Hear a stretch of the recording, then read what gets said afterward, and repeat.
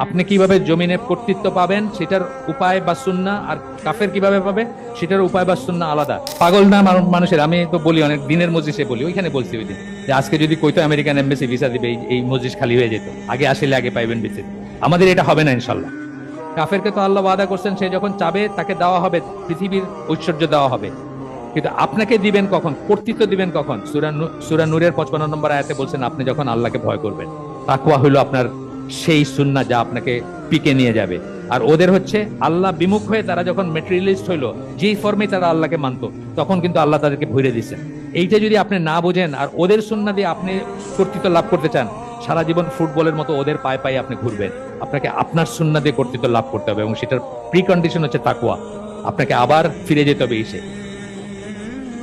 যখন আপনি সেটা করবেন, আপনি খেজুর গাছের নিচে হাতের উপর মাথা রেখে ঘুমাবেন, সারা দুনিয়া আপনার পায়ের নিচে থাকবে। আর যখন আপনি নর্তকী নাচাবেন আর 5 স্টার হোটেলে মদ খাবেন, তখন দুনিয়া আপনাকে ফুটবলের মতো একজনের পায়ের থেকে আরেকজনের পায়েতে আপনি পরিচালিত হবেন। এটা হলো আপনার জন্য প্রযোজ্য, মুসলমানের জন্য। কাফেরের জন্য প্রযোজ্য কি? সে যত আল্লাহ বিমুখ হবে, যত দুনিয়া চাবে, আল্লাহ তাকে ভরে দিবেন, সোনার উপর দিয়ে মুড়ে দিবেন আল্লাহ তাকে।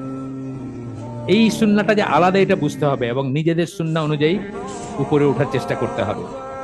আমরা ওদের দেশে যাবার জন্য পাগল। স্বর্গরাজ্য বসন্তেরই আমাদের এক জুনিয়র জাহাজি, সে একাডেমির না, ফিশারিজের, সে তার বউ বাচ্চা নিয়ে গেছে ইংল্যান্ডে পড়াশোনার জন্য, পরীক্ষার জন্য। এয়ারপোর্টে এসে ওর এতটুকু ছেলে বাইরে এসে বাপরে জিজ্ঞেস, আব্বা এখানে সবাই টুনুমুনি দেখা যায় কেন? পেশাব করতে নিয়ে গেছিল, সবাই গপ্প করতে করতে তাকাইতে তাকাইতে কথা বলতে বলতে পেশাব করতেছে দাঁড়ায় দাঁড়ায়, সবাই সবকিছু দেখা যাইতেছে।